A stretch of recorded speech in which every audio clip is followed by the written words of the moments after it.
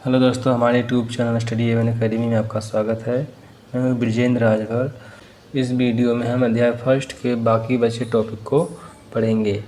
पहला पार्ट आप नहीं देखे हैं तो डिस्क्रिप्शन में लिंक है, वहां से आप देख सकते हैं। रासायनिक अभिक्रियाओं के प्रकार। इसमें पहला है संयोजन अभिक्रिया।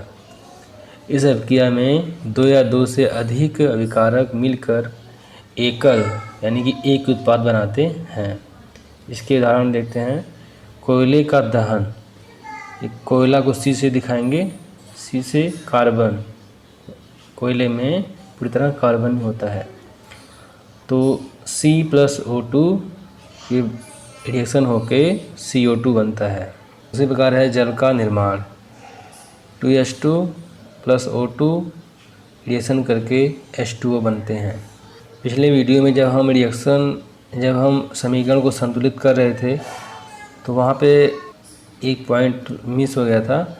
जैसे अगर हमारा समीकरण संतुलित नहीं है तो उसको हम बोलते हैं कंकाली समीकरण। जैसे यहाँ पे H2 + O2 H2O बनता है, ये समीकरण संतुलित नहीं है।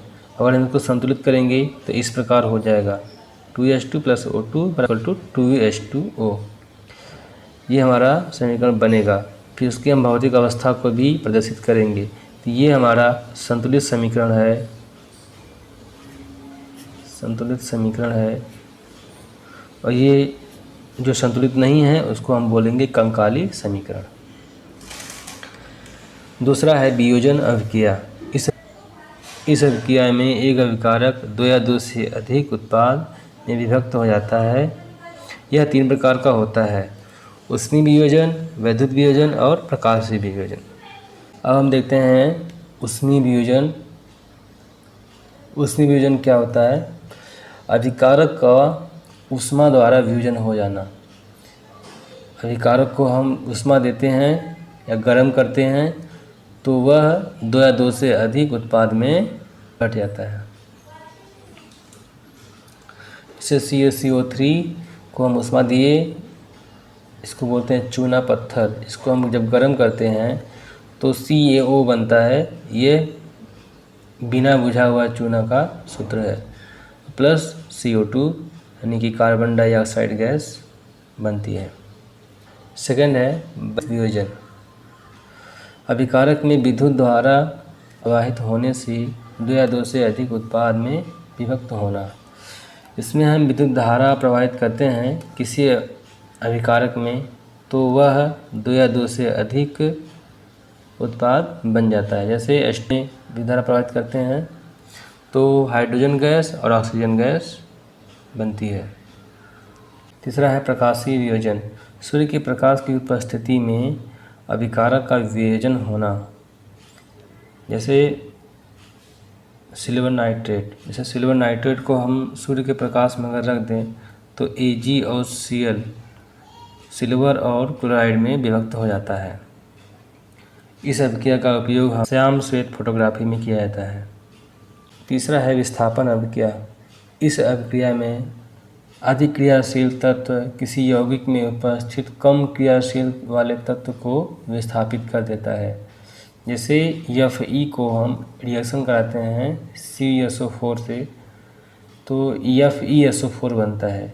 यहाँ पर यह Cu को हटा के Fe यहाँ जुड़ जाएगा तो FeSO4 हो जाएगा और Cu अलग हो जाता है।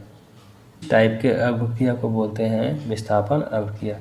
यहाँ Fe जो है अधिक क्रियाशील तत्व है और कॉपर इससे कम है, इसलिए इसको विस्थापित कर देता है। द्विविस्थापन अभिक्रिया वे अभिक्रियाएं जिनमें अभिकारकों के बीच आयनों का आदान प्रदान होता है।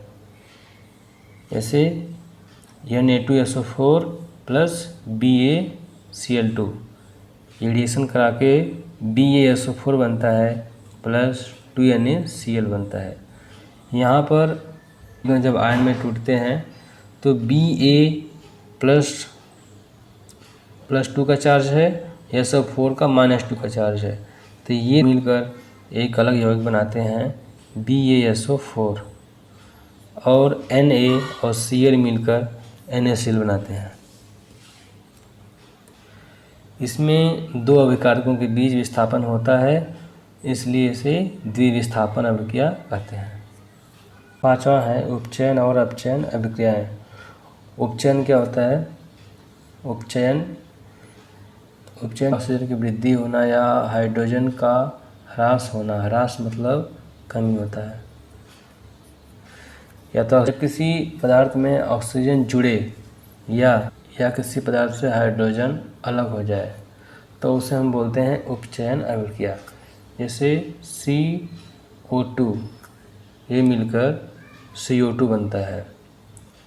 तो यहाँ हम देख रहे हैं, यहाँ पे O ये अलग अलग हैं दोनों, यहाँ पर दोनों एक ही में जुड़ गए, यानी कि ऑक्सीजन जुड़ गया। उदाहरण देखते हैं, कार्बन और ऑक्सीजन मिलकर कार्बन डाइऑक्साइड बनते हैं। यहाँ पर ऑक्सीजन जुड़ रहा है या ऑक्सीजन की वृद्धि हो रही है। उसी प्रकार अगर हाइड्रोजन की कमी होगी या हाइड्रोजन निकलेगा तो वहाँ भी उपचयन अभिक्रिया होगी। अपचयन अभिक्रिया, पदार्थ में हाइड्रोजन की वृद्धि होना या ऑक्सीजन की ह्रास या कमी होना, ये होता है अपचयन अभिक्रिया। अर्थात जब किसी पदार्थ में हाइड्रोजन जुड़े या ऑक्सीजन अलग हो जाए। इसका उपचयन अभिक्रिया का विपरीत होता है। इसमें ऑक्सीजन निकलता है या हाइड्रोजन जुड़ता है। यहाँ पे देखते हैं उदाहरण में CuO+H2, इसको हम उष्मा देते हैं तो Cu अलग हो जाता है और O हाइड्रोजन से जुड़ जाता है। तो यहाँ पे क्या हो रहा है, यहाँ पे पहले वाले में ऑक्सीजन निकल रहा है, तो ये हो गया अपचयन। और इसमें देखते हैं हाइड्रोजन में ऑक्सीजन जुड़ रहा है यहाँ पे, तो ये हो गया उपचयन। तो ये अपचयन का उदाहरण हो गया। अगर पूरे रिएक्शन की देखें तो इसमें दोनों प्रकार की अभिक्रिया हो रही है, उपचयन और अपचयन। तो इस प्रकार की अभिक्रिया को हम रेडॉक्स अभिक्रिया कहते हैं।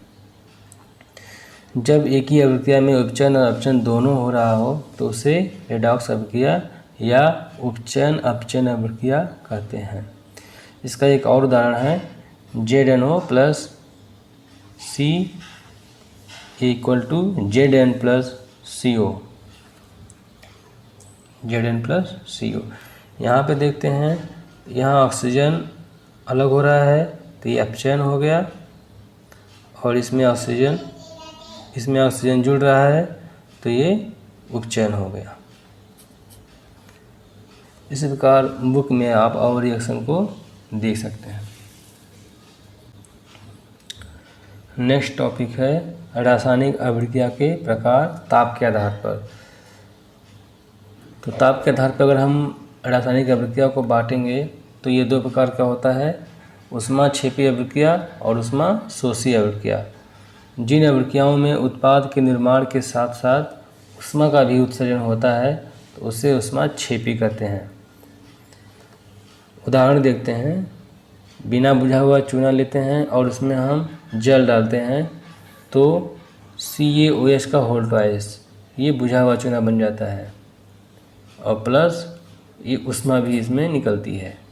या प्रैक्टिकली भी देख सकते हैं, बिना बुझा हुआ चूना लेके उसमें हम जल डालेंगे तो वो गर्म हो जाता है, यानी कि वो बुझा हुआ चूना बन जाएगा और उसमें ऊष्मा भी निकलती है। नेक्स्ट है ऊष्माशोषी अभिक्रिया। जिन अभिक्रियाओं में अभिकारकों को तोड़ने के लिए ऊर्जा जैसे ऊष्मा, प्रकाश या विद्युत धारा की आवश्यकता होती है, में ऊष्मा निकलती है और ऊष्माशोषी में हम ऊष्मा देते हैं, फिर जाके हमारा रिएक्शन होता है। जैसे चूना पत्थर को अगर हम गर्म करेंगे तो CO बनेगा प्लस CO2 बनेगा। फिर देखते हैं दैनिक जीवन में उपचयन अभिक्रियाओं के प्रभाव। इसके दो प्रभाव हैं, संक्षारण और विकृत गंधता। जब कोई धातु अपने आसपास अम्ल आर्द्रता यानी कि नमी आदि के साथ संपर्क में आती है तब यह संक्षारित होने लगती है। इस प्रक्रिया को संक्षारण कहते हैं। जैसे लोहे पर जंग लगना, चांदी के ऊपर काली परत बनना तथा तांबे के ऊपर हरी परत चढ़ना, ये सभी संक्षारण के उदाहरण हैं। नेक्स्ट है विकृत गंधता। वसा युक्त अथवा तैलीय खाद्य सामग्री जब लंबे समय तक रखा रह जाता है तो वायु के संपर्क में रहने से विकृत गंधी अर्थात अपचयित हो जाता है, जिससे उनके स्वाद और गंध में परिवर्तन हो जाता है। हम देखते हैं जो चिप्स का पैकेट होता है उसमें ऑक्सीजन को निकालकर नाइट्रोजन गैस भरते हैं, जिससे वह ऑक्सीजन के संपर्क में नहीं आती है तो वह लंबे समय तक नहीं होता है। अच्छा लगा हो तो लाइक करें और अपने दोस्तों को शेयर करें। चैनल को सब्सक्राइब नहीं किया तो सब्सक्राइब कर लें। Thank you for watching my videos.